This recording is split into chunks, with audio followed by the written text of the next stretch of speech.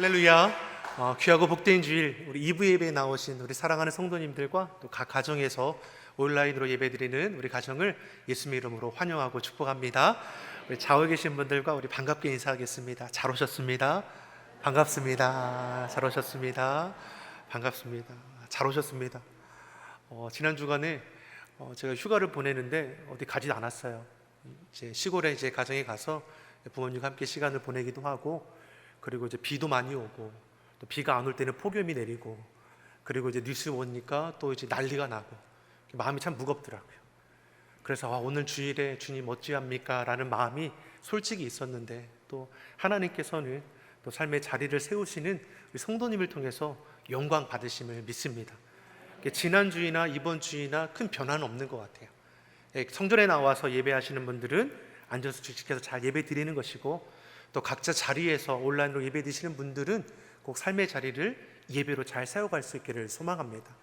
세상의 마음 빼앗기지 말고 시선을 오직 여호와 하나님께 우리가 온전히 둠을 통해서 어려운 시기에 주시는 은혜를 누릴 수 있는 우리의 삶이 되길 소망합니다. 그래서 계속해서 기도해 주세요. 코로나19가 속히 종식될 수 있도록, 백신이 개발될 뿐만 아니라 더 이상 이러한 아픔이 반복되지 않을 수 있도록 계속해서 기도해 주시고, 어려운 때 더 어려운 곳에서 사역하고 계시는 우리 선교사님들을 꼭 기억하셔서 1층 이제 본관하고 2층 비전센터에 저희가 잘 볼 수 있도록 그 선교지를 잘 게시해 놓았습니다. 오고 가시면서 보시면서 함께 기도해 주셔서 정말 이 시기가 더욱더 우리 믿음이 견고해 줄 수 있는 그런 시기로 만들어 갈 수 있기를 예수님 이름으로 축복합니다.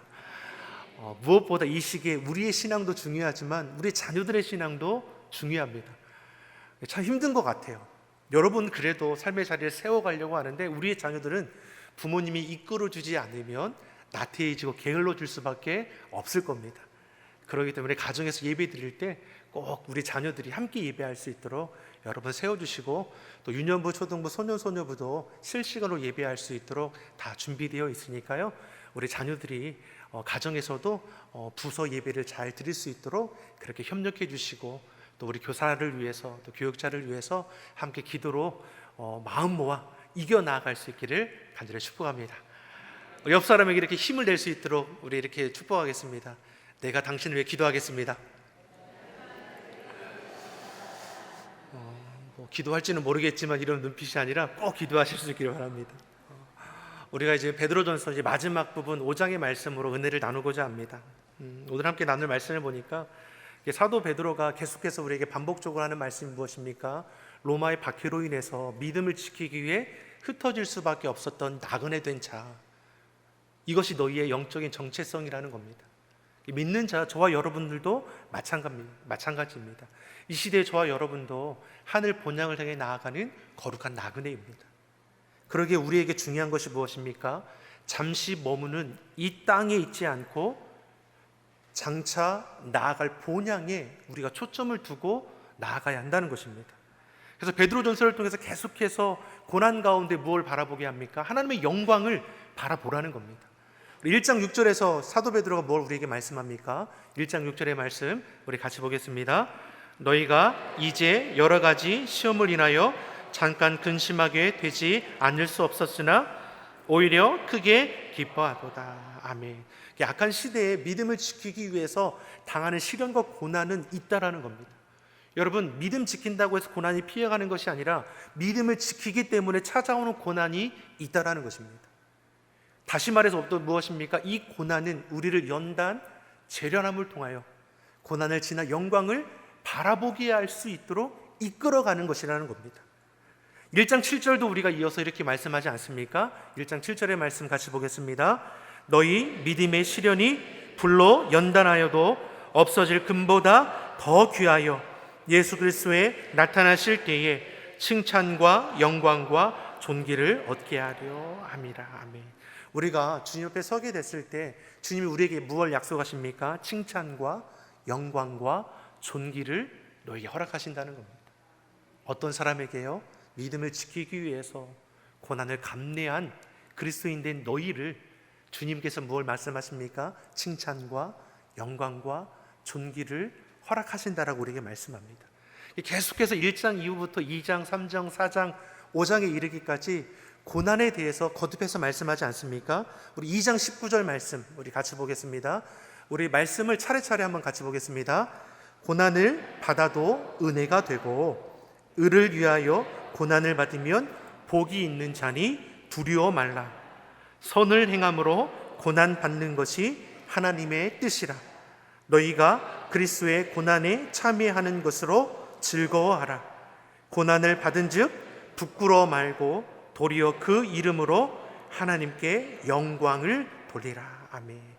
고난이 은혜가 되고 고난이 복이 되고 우리에게 허락하신 하나님의 뜻이고 고난은 하나님의 영광에 참여하게 되는 것이니 고난을 만날 때 즐거워할 줄 아는 그리스도인이 되라고 우리에게 말씀합니다. 아멘이십니까? 예수님을 위해서, 의를 위해서. 이 시대가 악하니까 악을 악으로 갚는 것이 당연한 겁니다. 욕을 욕으로 갚는 것이 당연한 겁니다. 하지만 믿는 자에게 어떤 도전을 줬습니까? 악을 선으로 대적함을 통해서 예수 그리스도임을 증거하는 삶을 살아가라는 것입니다. 그로 인해 당하는 고난은 너희 삶의 은혜가 되고 복이 되고 하나님의 영광에 참여하게 되는 것이니 이것으로 기뻐할 날이 속히 오게 된다라고 말씀하는 것입니다. 오늘 본문 5장 1절도 똑같은 말씀 우리에게 주시는 것입니다. 5장 1절의 말씀 같이 보겠습니다. 너희 중 장로들에게 고난오니 나는 함께 장로된 자요 그리스도의 고난의 증인이요 나타낼 영광에 참여할 자로라. 여기서 장로는 당시의 그 교회 지도자입니다. 오늘날로 보면 교회를 섬기는 리더들이죠. 직분을 맡은 자, 사명을 감당하는 자, 바로 저와 여러분 구원받은 자를 의미한다라고 우리가 보면 될 것입니다. 이들이 로마의 박해로 인해서 흩어진 나그네가 되었습니다. 믿음을 지키기 위해 힘겨운 타향살이를 시작하게 되었고 불의한 자들로 인해 고통당하는 것은 여전히 계속되고 있습니다. 근데 그들을 향해 사도 베드로가 뭘 권면합니까? 그리스도의 고난의 증인이고 나타날 영광에 참여하게 될 것임을 말씀하는 겁니다. 5장 1절의 말씀은 앞서서 1장에서 4장의 말씀을 다시 한번 함축해서 주는 말씀입니다. 고난이 가진 영적인 의미가 무엇이라는 것입니까? 지금 너희가 믿음을 지키기 위해 당하는 고난은 결코 고난으로 끝나는 것이 아니라 장차 그리스도께서 나타나실 때에 그 영광에 참여하게 되는 것이라고 말씀하는 것입니다. 고난이라고 다 같은 고난이 아니라 소망이 있는 고난, 약속이 있는 고난이라는 것입니다. 믿는 자가 당하는 어려움과 시련은 소망이 있습니다. 아멘이십니까? 복이 되는 고난이라고 우리에게 말씀하는 것입니다. 그럼 어떤 소망이 있고 어떤 약속이 있느냐? 우리 본문 4절은 우리에게 이렇게 말씀합니다. 4절의 말씀 우리 같이 보겠습니다. 그리하면 목자장이 나타나실 때에 시들지 아니하는 영광의 면류관을 얻으리라. 아멘. 어떤 것을 약속합니까? 시들지 아니하는 영광의 면류관, 영원한 생명, 우리에게 약속하신 천국 소망이 이미 우리에게 준비되어 있습니다. 이처럼 사도 베드로는 고난은 잠깐이지만 받을 영광은 영원한 것임을 우리에게 말씀합니다. 사랑하는 성도 여러분, 영원에 비추어 봤을 때 우리의 인생은 찰나와도 같습니다. 그 찰나와 같은 인생 가운데서 믿음을 지키기 위해 당하는 고난의 근심도 잠깐이라는 것을 우리가 말씀을 통해서 이해할 수 있는 것입니다. 이에 대해서 구체적으로 우리에게 무엇을 말씀합니까? 본문 10절의 말씀은 고난 가운데 있는 우리에게 주시는 말씀입니다. 10절 같이 읽어보겠습니다. 모든 은혜의 하나님 곧 그리스도 안에서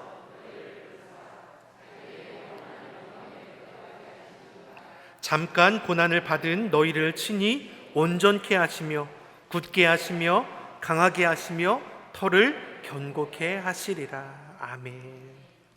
우리가 나그네와 같은 인생길을 마치게 되면 영원한 영광에 들어가게 될 것을 말씀합니다. 이 땅에서의 고난은 잠깐인데 그 잠깐의 고난을 만날 때에도 우리 하나님께서는 능히 이길 수 있도록 온전케 하시고 굳게 하시고 강하게 하셔서 터를 견고하게 하실 것을 약속하고 있습니다. 은혜의 하나님이 어떤 하나님입니까? 감당할 수 있는 능력을 주실 뿐만 아니라 피할 길도 허락하여 주셔서 고난의 문제를 넉넉히 이길 수 있도록 이끌어 가시는 분이 저와 여러분 은혜의 하나님이라고 말씀하고 있습니다. 사랑하는 성도 여러분, 우리는 은혜 받은 자입니다. 아멘입니까? 은혜로 구원받았습니다. 은혜로 천국 백성이 되었습니다. 우리는 은혜로 교회에 나오고 은혜로 하나님을 섬기고 은혜로 영광스러운 하나님 앞에 지금도 예배하고 있습니다. 이처럼 사도 베드로가 무엇을 기억하라는 것입니까? 은혜의 하나님을 기억하라는 것입니다. 은혜 위에 굳게 서서 삶의 자리에 만나는 어려움의 문제를 능히 이기는 삶을 살아갈 것을 말씀하는 것입니다. 사도 베드로가 마지막 장을 통해서 재차 우리에게 당부하는 것이 무엇입니까? 너희는 거룩한 나그네요, 거룩한 예배자요, 하나님께 속한 하나님의 종으로서 너희 주어진 자리를 구별되게 살아갈 것을 우리에게 계속해서 말씀했습니다. 그러면서 오늘 본문 2절과 3절을 통해서도 우리에게 주시는 교훈의 말씀이 무엇입니까? 믿는 자로서 너희가 마땅히 지켜 행할 삶의 자세가 어떠해야 하는지를 우리에게 교훈하는 것입니다. 2절과 3절의 말씀을 같이 보겠습니다. 2절 3절 같이 읽겠습니다. 너희 중에 있는 하나님의 양 무리를 치되 부득이함으로 하지 말고 오직 하나님의 뜻을 쫓아 자원함으로 하며 더러운 일을 위하여 하지 말고 오직 즐거운 뜻으로 하며 맡기운 자들에게 주장하는 자세를 하지 말고 오직 양 무리의 본이 되라. 아멘. 믿는 자로서, 구원받은 자로서 하나님 앞에 주신 사명, 직분을 감당하는 너희들은 어떠한 자세로 감당하라고 말씀합니까? 부득이함으로 하지 말라라는 겁니다. 억지로 하기보다는 자원함으로 하나님의 뜻을 쫓아 즐겁게 하라고 우리에게 말씀합니다. 사랑하는 성도 여러분, 우리가 주일을 할 때 어떻게 해야 합니까? 억지로 하기보다는 자원함으로 기쁘게 할 수 있기를 예수님의 이름으로 축원합니다.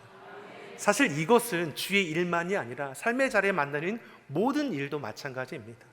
직장 생활할 때도 억지로 하기보다는 자원함으로 기쁘게 한다면 우리 삶의 자리는 놀랍게 달라질 것입니다. 가정에서도 어떠합니까? 지겨워, 지겨워, 오늘도 이렇게 일하면 어떤 기쁨이 있겠습니까? 가정 안에서 남편, 아내, 자녀로서의 자신이 행할 수 있는 것을 기쁘게 여기며 할 수 있다면 그 가정 분위기가 어떻게 달라지겠습니까? 이왕 할 일이라면 우리가 억지로 하기보다는 감사히 여기며 즐거이 행할 수 있기를 예수님의 이름으로 축복합니다. 우리 옆 사람에게 이렇게 축복해 보겠습니다. 억지로가 아닌 즐겁게 합시다.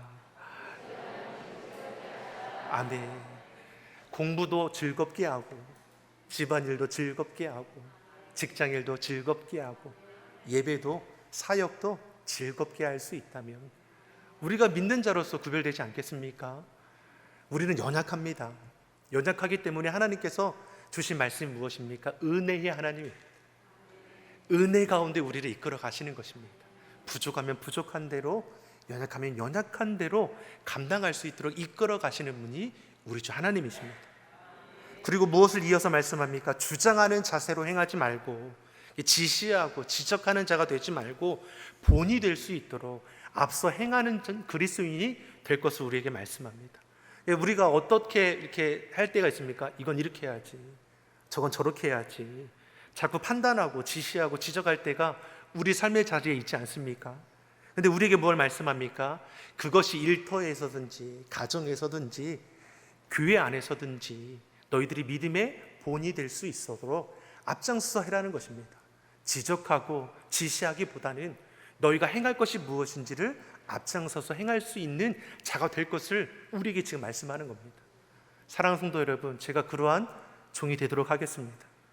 여러분에게 믿음의 본이 될 수 있도록 앞서 기도하고 앞서 수고하고 앞서서 이렇게 청소하고 여러분도 그러한 믿음의 본이 될 수 있도록 여러분이 주어진 그 자리에서 여러분의 자리를 잘 지켜나갈 수 있기를 예수님의 이름으로 축복합니다.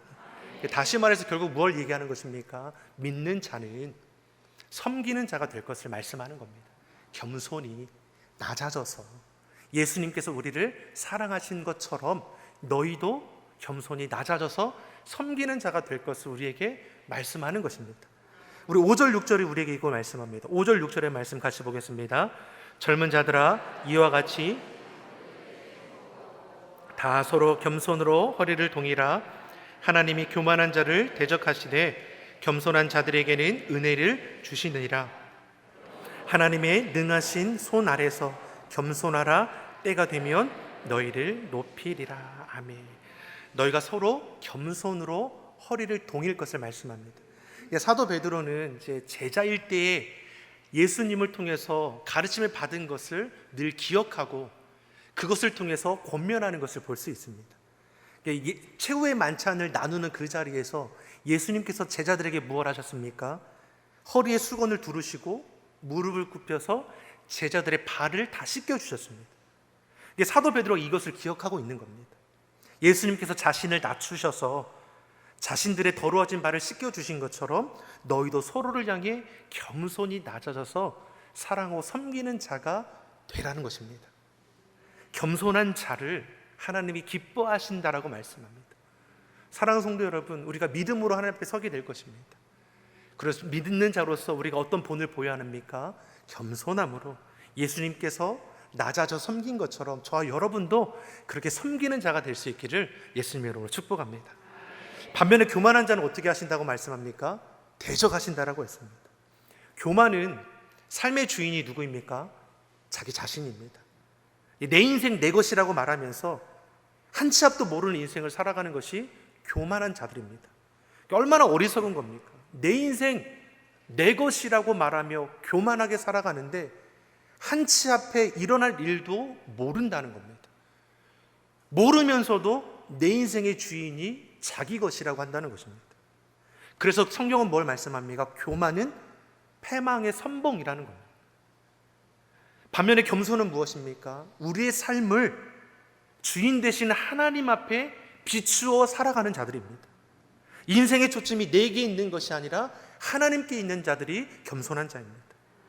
오늘 6절에 우리에게 뭘 말씀합니까? 하나님의 능하신 손 아래에 겸손해야 하나님의 은혜를 입고 살아가는 것입니다. 때가 되면 너희를 높이시리라. 하나님의 때가 되면 하나님께서 높여주시니 겸손한 자의 삶에 조급한 것은 없는 것입니다.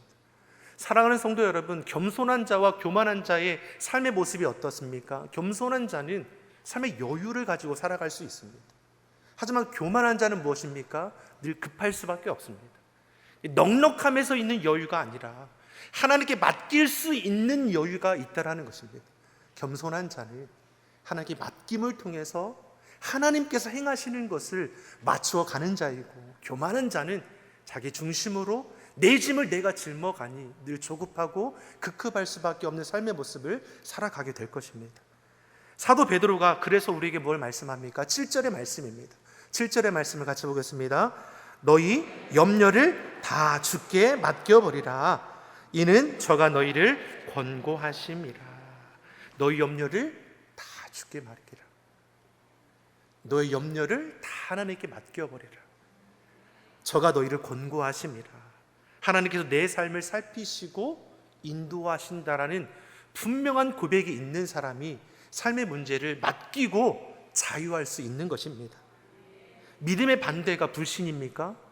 믿음의 반대는 염려입니다. 믿음이 적은 자들아, 왜 의심하였느냐? 사랑하는 성도 여러분, 우리 삶에 만나는 염려의 문제들은 곧 다시 말하면 우리의 믿음이 연약함을 드러내는 증거가 될 것입니다. 그래서 오늘 본문을 통해서도 우리에게 뭘 말씀합니까? 맡길 수 있는 자가 되라는 것입니다. 사도 바울도 우리에게 동일한 걸 말씀합니다. 빌립보서 4장 6절의 말씀을 우리 같이 보겠습니다. 아무것도 염려하지 말고 오직 모든 일에 기도와 간구로 너희 구할 것을 감사함으로 하나님께 아뢰라. 사도 바울도 똑같은 말씀으로 우리에게 권면하죠. 아무것도 염려하지 말고 모든 일에 기도와 간구로 너희 감사함으로 하나님께 아뢰는 것입니다. 아뢰다는 것이 무엇입니까? 하나님께 맡기는 거죠. 완전히 의탁하는 것입니다. 저는 운동을 좋아합니다. 이런 얘기를 하면 살집은 제법 되시는데 운동을 정말 좋아하실까라는 말을 할 수 있지만 운동 좋아합니다. 살쪄도 운동 잘하는 사람이 있습니다. 바로 저라고 생각해 주시면 될 거예요. 축구도 좋아하고 농구도 좋아하고 탁구도 좋아하고 배드민턴도 좋아합니다. 부교육자 사회 갈 때 이 체육관을 제가 참 잘 이용했습니다. 탁구도 치고 배드민턴도 치고 농구도 하고. 근데 제가 운동을 배워보니까 종목은 다르는데 운동에 대해서 가르치는 사람은 동일한 말을 합니다. 힘을 빼라는 겁니다. 힘을 빼라는 겁니다. 여러분 많이 들어보셨죠? 처음 들어보십니까? 처음 들어보시는 분들은 운동하고 담을 쌓으신 분들입니다. 여러분 운동하십시오. 탁구를 치더라도 힘을 빼라고 하지 않습니까? 힘을 쓴다고 해서 되는 게 아니라 힘을 빼야 힘이 들어간다는 겁니다. 참 이해가 되지 않는 말인 것 같지만 이해가 되더라고요. 힘을 빼야 제대로 작용을 한다는 것입니다. 기도가 무엇인가? 여러분, 힘을 빼는 겁니다. 하나님 앞에 힘을 빼는 겁니다. 내가 무엇인가를 해보겠다고 막 바락바락 하는 것이 아니라 하나님께 맡기고 하나님이 책임져 주시고 인도하실 것을 믿고 힘을 빼는 것입니다. 다윗이 고난 가운데 무엇을 고백합니까? 내가 사망의 음침한 골짜기를 지날지라도 해를 두려워하지 않을 것은 주의 지팡이와 막대기가 나를 안위하시나이다. 사망의 골짜기 같은 시련과 어려움의 문제 앞에서도 낙심하고 절망하기보다는 하나님께서 지켜주신다라는 것을 확신이 있으니 내어 맡기니 삶의 자리에서 만나는 어려움의 문제도 능히 이겨낼 수 있다라는 것을 우리에게 보여주는 것입니다. 예수님께서도 자신을 따르는 제자들에게 이 같은 사실을 말씀해 주셨습니다. 마태복음 6장 31절에서 33절의 말씀을 우리 같이 한번 읽겠습니다. 그러므로 염려하여 이르기를 무엇을 입을까 하지 말라. 이는 다 이방인들이 구하는 것이라 너희 천부께서 이 모든 것이 너희에게 있어야 할 줄을 아시느니라. 너희는 먼저 그의 나라와 그의 의를 구하라. 그리하면 이 모든 것을 너희에게 더하시리라. 아멘. 믿는 자들도 늘 염려하며 살아가게 되죠. 제자들도 그러하죠. 예수님께서 이들에게 뭘 권면합니까? 예수님께서 염려하기를 무엇을 먹을까, 마실까, 입을까 하지 말라. 이것은 이방인들이 구하는 것이라. 이방인들은 누구입니까? 하나님을 믿지 않는 자들입니다. 하나님의 은혜와 사랑을 알지 못하는 자들은 염려한다는 것입니다.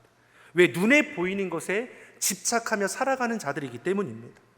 당장에 먹을 것, 당장에 마실 것, 당장에 입을 것에 비해서 살아가는 하나님을 모르는 자들처럼 너희가 하지 말라라는 것입니다. 은혜 위에 살아가는 너희는 염려의 문제를 온전히 맡길 줄 아는 자가 되라고 말씀합니다. 하나님께서 공중의 새도 입히시고 먹이시고 들의 꽃들도 입히시고 먹이시는데 하물며 하나님의 자녀된 너희들에게 어떻게 하시겠느냐? 이 믿음이 적은 자들아. 사랑하는 성도 여러분, 염려의 문제를 하나님께 내어 맡길 수 있는 그리스도인 되길 소망합니다. 염려의 문제를 믿음으로 이기고 기도로 넉넉히 이길 수 있다는 것을 우리가 삶의 자리에서 매일매일 경험하게 되어야 할 것입니다. 그리고 이를 위해서 무엇라고 말씀합니까? 염려를 맡기고 깨어 기도해야 하는 것입니다. 우리 이어서 8절과 9절의 말씀을 같이 한번 보겠습니다. 8절 9절 같이 읽겠습니다. 근신하라 깨어라 너희 대적 마귀가 너희는 믿음을 굳게 하여 저를 대적하라. 이는 세상에 있는 너희 형제들도 동일한 고난을 당하는 줄을 알리라. 아멘. 아까 이 시대에 저와 여러분은 정신 차려서 신앙생활해야 합니다. 여러분, 여러분의 믿음과 신앙을 누가 대신해서 지켜주지 못한다고 했습니다. 자녀들의 믿음을 부모가 지켜줄 수 있습니까? 부모의 믿음을 누가 대신해 줄 수 있습니까? 내 믿음, 내 신앙을 내가 지켜나가야 하는 것입니다. 그러기 이를 위해서 우리가 깨어 있어야 합니다. 세상은 우리를 취하게 만듭니다. 성적인 것에 취하지 않습니까? 술 취하고 도박에 빠지고 성공욕이나 음란함과 속임수와 이 게임을 통해서도 우리의 마음을 유혹하고 빼앗는 것이 얼마나 많이 있습니까? 하나님께 집중하지 못하던 것들 다 사단의 괴계임을 우리가 고백하면서 예수 그리스도의 이름의 권세로 물리쳐 나가길 바랍니다. 은혜에 굳게 서서 우리는 대적하는 자가 되어야 합니다. 여러분의 힘을 의지하지 마십시오. 하나님께 구하십시오. 그래서 우리는 기도하는 것입니다. 이길 수 있는 지혜도, 이길 수 있는 믿음도, 이길 수 있는 능력도, 상황과 황편도 하나님 바꾸어 달라고 우리가 삶의 자리를 기도로 나아가길 바랍니다. 사랑하는 성도들, 말씀을 정리하겠습니다. 죄악이 가득한 이 시대에 우리는 믿는 자로서 구별되어야 할 것입니다. 주어진 삶의 자리에서도, 가정에서든 일터에서든 자리한 모든 곳에서 억지로가 아니라 자원함으로 기쁘게 행하는 자가 되길 바랍니다. 겸손히 서로를 섬기고 삶의 문제 앞에 염려하기보다는 하나님께 내어 맡기며 기도로 이기는 자가 되기를 바랍니다. 은혜에 굳게 서서 시대의 어려움을 넉넉히 이기는 저와 여러분이 되기를 예수님의 이름으로 축원합니다. 기도하겠습니다. 사랑의 하나님 아버지, 삶의 자리에서 만나는 어려움의 문제 앞에 우리가 하나님의 자녀된 자로 구별되어 행하게 하여 주시옵소서. 고난 가운데 염려하기보다 기도하게 하시고, 고난 앞에 낙심하기보다 은혜에 굳게 서서 고난 너머의 영광을 바라보며 승리하게 하여 주시옵소서. 억지로가 아니라 자원함으로 행하는 자가 되게 하시고, 지적하고 지시하는 자가 아니라 믿음의 본이 되어서 예수님을 닮아가는 겸손과 온유의 삶을 살아가게 하여 주시옵소서. 감사드리며 예수님의 이름으로 기도드립니다. 아멘.